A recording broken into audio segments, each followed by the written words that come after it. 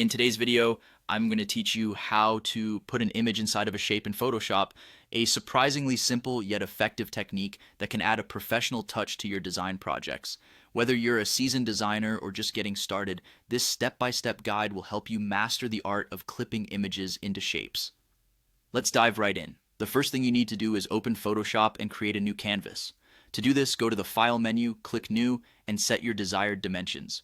If you're unsure about the size, you can always start with something like 1920 by 1080 pixels, a standard size suitable for most projects. This canvas will be your workspace where all the magic happens, so setting this part up is crucial to ensure everything fits well together. Once your canvas is ready, direct your attention to the left-hand side of your screen where you'll find the Tools panel. Look for the Shape tool, which might be hidden under the Rectangle or Custom Shape tool. Clicking on this will allow you to select from various shapes like rectangles, ovals, or even custom shapes, depending on your creative needs. Choose the one that suits your project, but for this demonstration, we'll go with a simple rectangle. With your Shape tool selected, click and drag across the canvas to create your shape. You can adjust the size and position of the shape to ensure it fits well within your design. Remember, this shape acts as a frame for your image, so take your time to get it just right. Once you're satisfied, next up is setting a color for your shape. Head over to the top options bar where you can pick any color of your choice. If you're planning on using a colorful image, starting with a neutral background could help make the image itself stand out more.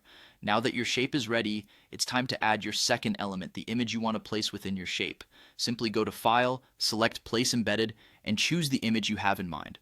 Once you've added the image, you'll need to position it roughly over the shape, adjusting its size to cover the shape completely as needed. Here's where the magic happens. In your Layers panel, you'll see both your shape and the image above it. Right-click on the image layer and select Create Clipping Mask.